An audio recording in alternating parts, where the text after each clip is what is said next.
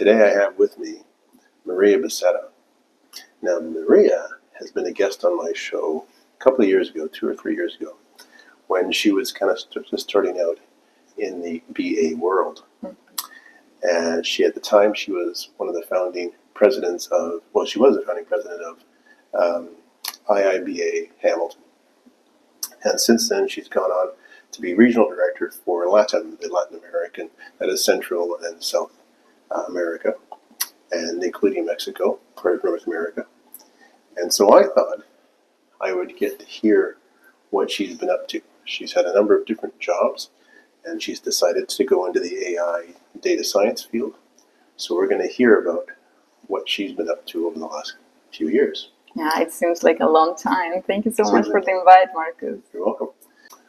What's been happening to your BA growth over the last 3 years? Just give a quick summation of what you've been doing.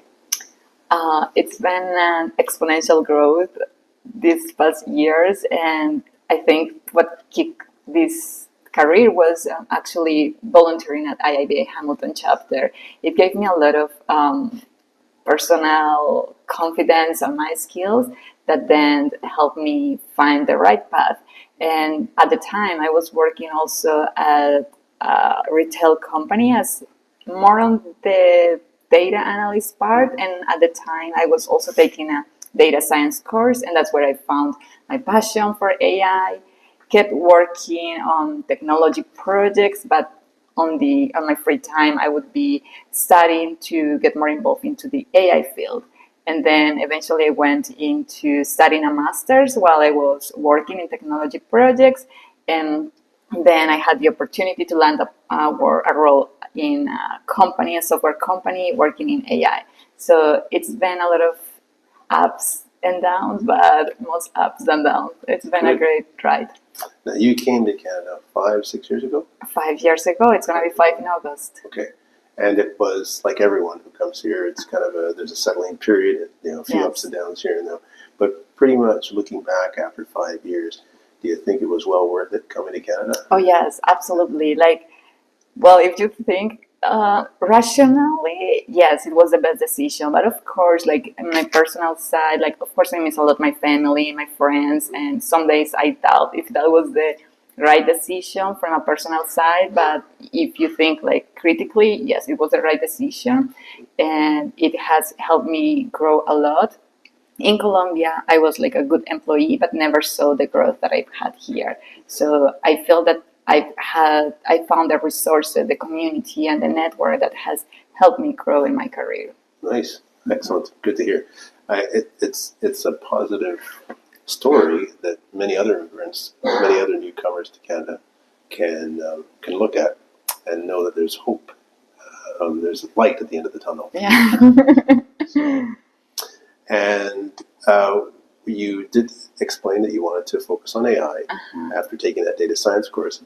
But what made you go into AI apart from the data science course? Yeah. I think it's the passion or the idea that with this type of technologies, we can help a lot of people be more productive. This is a story that happened back in Colombia, where I'm from.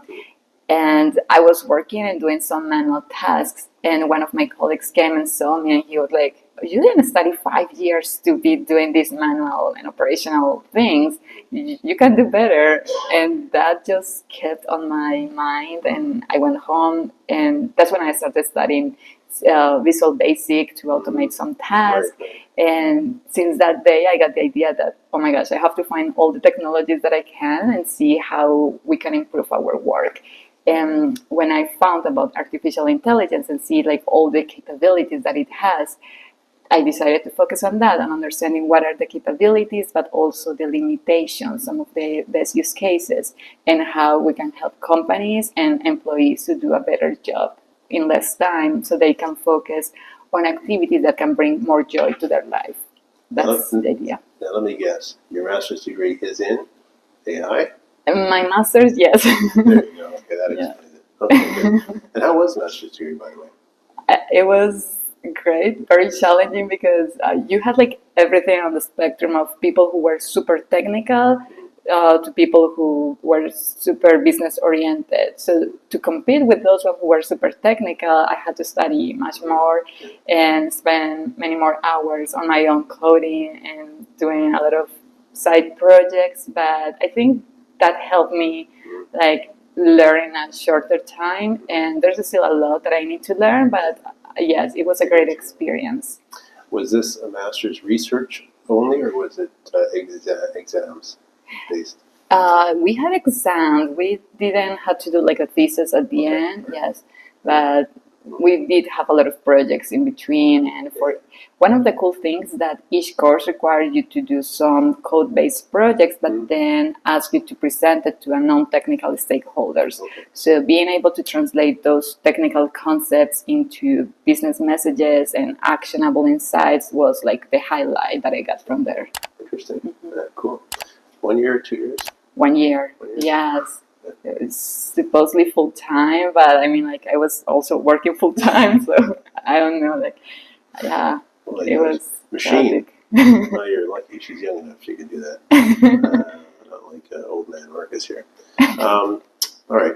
So, if a business analyst or someone studying to be a business analyst, if they wanted to choose the path of AI, what would your advice be to them? The path that they could take? Yes, start with the foundational concepts, and I think that not like regardless of the path that you want to go, even if it's not in AI, like every business analyst should be learning about the key concepts of AI, because at some point it's going to touch all different areas or different industries, different departments. So start with the basics, the concepts, like what is AI, what are the capabilities, what can we do, and what we shouldn't do with this tool. Because like any other technology, it has their benefits, but also their challenges. So I would recommend, there is a free course called AI for Everyone from this company called deeplearning.ai.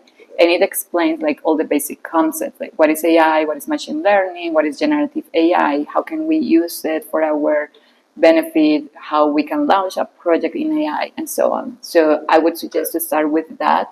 And then if you decide to be that enabler that want to help build these AI models and projects, go a little bit deeper and start getting your hands on some projects, basic projects, then more advanced projects. But until you go and try this technology, you won't come up with as many questions as you would. Okay. So yes, start with the foundational and then get a hands-on experience.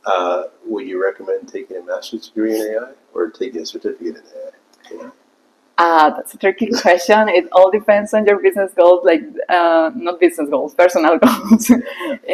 Yes, if you can invest in the master, that would be great, but there are some other ways on how you can achieve the same. Like part of what I like about the master is also the networking aspect. Like the access to these amazing, brilliant people is one plus, but there are other ways how you can get these concepts. Like there are so many free resources online that you can leverage. So it's up to you. It's up to you. A lot of choices. Up to you. Right, a lot of choices. Being a founding president member of IIBA Hamilton, any suggestions or recommendations on best paths if someone wants to open a new IIBA chapter? Oh yes, I have so many. So first of all, remember that it's a lot of work. So you really need to be passionate and enthusiastic about what you're doing, because taking on this challenge, it seems like it's not a lot of work, but it is at the end of the day, and it's a lot about community. So the more passion, the more love you have for this, the easier it's going to be for you. My other advice would be to delegate, learn how to delegate.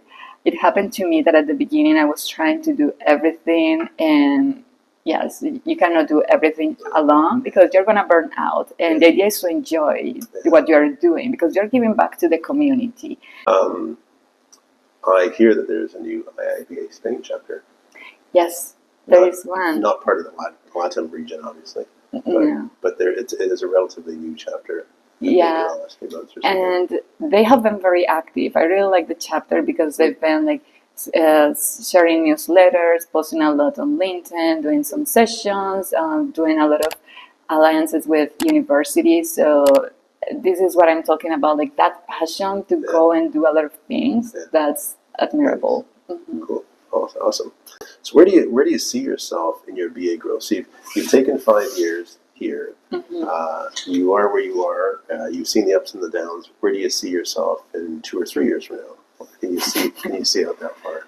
Yeah, I don't know that far, like, but something that I think I'll be doing is still working in the AI field, because it seems like a lot of people know of the field, but there's going to be a lot of opportunity for more companies to actually start implementing this technology. I think that right now we're just scratching the surface, and a lot of people are just focusing on ChatGPT, generative AI, but AI is much more than that, and there are so many use cases that we still haven't launched within our companies. So I think there's still a lot of potential there, and I want to be part of that advisory consulting aspect of these companies. That's where I see myself doing.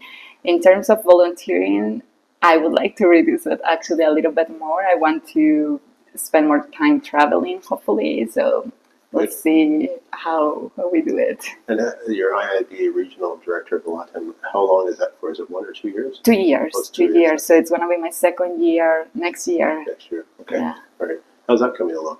It's great. It's a great opportunity. It's a little bit hard in the sense that you are more of a coach kind of thing. You're not like hands-on, like doing and promoting your events. And sometimes I miss that part. I miss like running the chapter, running and delegating, doing, leading. But this is also great, like seeing other people growing, seeing other chapter leaders doing their events, and seeing that passion that they have. It's good to see, and sharing with them the experiences that I had as chapter leader. It's a good way to help them as well, so they don't have to go through the same mistakes and challenges that I did. Nice. I'm actually just curious, when you started in IIBA Hamilton, what triggered the group of people who came together to found the chapter? What triggered this incentive to create this IIBA Hamilton chapter? Yeah, so in Hamilton, we have a business analysis program at Moha College. So there is a big community of business analysts. And part of our course, we have a course that kind of forced us to go to networking events. Our coordinator told us that there was this one from IIBA in Toronto. So I came, but it took me a long time to get here, just for 1-2 hours, and then go back to Hamilton. The next day I told my coordinator, I want to start a chapter here. I think there is a community for that. She said, oh, there's another person who was also interested. She put us together. I think you know her. Her name is Toya. Oh, yeah. Yes.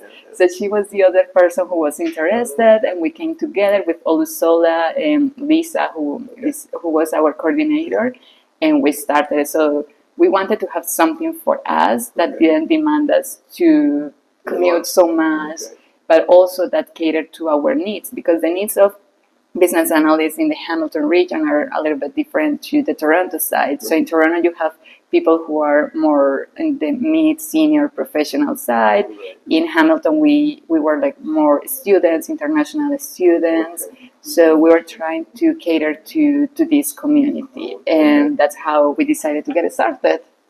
Nice, cool, awesome. What type of projects are you doing at Work in AI? Or you mentioned one of them if you want. Yeah, I'll try to be very broad here, high level, but currently I'm working with, just to give more context, I work for a software company that acquires companies, right? Other software companies in different vertical markets. And what I do here is, again, like a consulting, research, advisory kind of role. And one of the companies I'm working with, they have a lot of data, but they don't know what to do with them. So what we've been doing is having regular sessions to go through some of the data they have and do some brainstorming to see what are the use cases that make more sense right now. So kind of putting together a strategy or a roadmap so that they can decide where to go or how to get started. Because the thing is that this is what happens. There's so much data that you don't know what to do with it. And the only thing that goes online all the time is ChatGPT. But there's also this concern about security and safety. So I was explaining to my stakeholders that it's not all what you can do. There's much more than that. There are some other cases that are not necessarily generative AI. So we've been going through these sessions, and there's already a plan there. So we'll see how it goes in a few months. Cool. We are not taking fully advantage of all the technology that we have available for us to learn. For example, going back to the example of ChatGPT, I mean, it's like you can have a tutor on your side. Of course, this tool hallucinates sometimes because it's based on probability and statistics. But the fact that you can put together like a plan for you to learn something new, something that you have no idea, but you're passionate and you want to learn more. Like you can say something like put together a plan of 30 days on how to learn, I don't know, like how to manage your GoPro camera, or how to be good at quantum computing, or explain to me this like I'm 5 years old. Things like that, like our parents or grandparents didn't have access to that. So I think we are not taking fully advantage of these technologies. No, it's true. It's true. I remember that there was a time like 3 years ago, I was in several workshops at this consulting company I work for, and I had to take notes and minutes and everything. Luckily, everything was recorded because I was sometimes so focused on the conversation that I lost track of my notes. But nowadays, you can just add the AI companion and it will take the notes for you. It's so fun. It makes your life much easier and productive. So you can focus on the real conversation and not on taking the notes. I would like to encourage everyone here who is listening to keep exploring more about AI.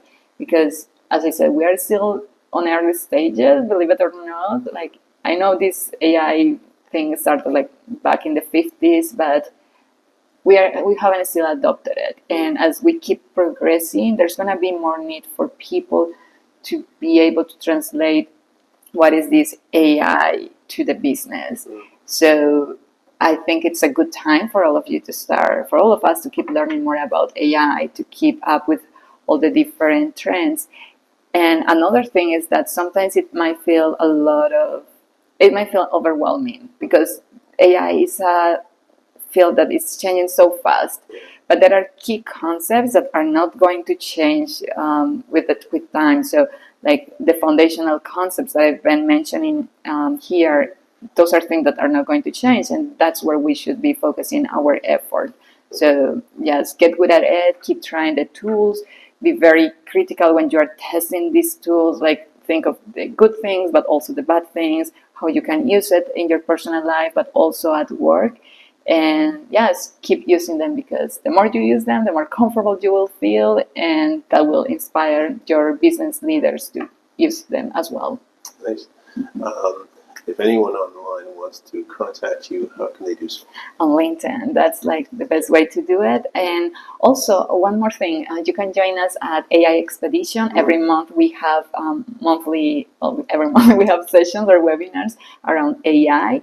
And if you cannot attend, you can always watch the recordings. We have a YouTube channel where we post our videos. This is like a 12-month expedition. We call it that for now. And the idea is to help people get more educated about this concept from a non-technical perspective. We are not looking to make people get good at coding, but rather to understand the concept so that they can make better decisions, more informed decisions. Nice. Good. Thank you very much, Maria. It's been a pleasure. Thank you, Marcus. Thank you for the invite. We can talk about how one can look for a job as a business analyst here in Toronto. Yeah. Any words of advice? Oh yes, I would suggest a lot of networking. I think that's the easier and more secure, safer way to go. So go to a lot of events. There are so many events going on here in Toronto that you can join, but also remember that networking goes beyond the corporate world, that you can also be doing networking while you are playing soccer or going to a golf course. So yeah, keep networking a lot and join the IIBA Toronto chapter here as well if you are in Toronto or wherever you are. There are always a lot of people willing to help you and share their experiences with you. Fantastic. Well, thank you very much, Maria. Thank you, Marcus. And that's a wrap.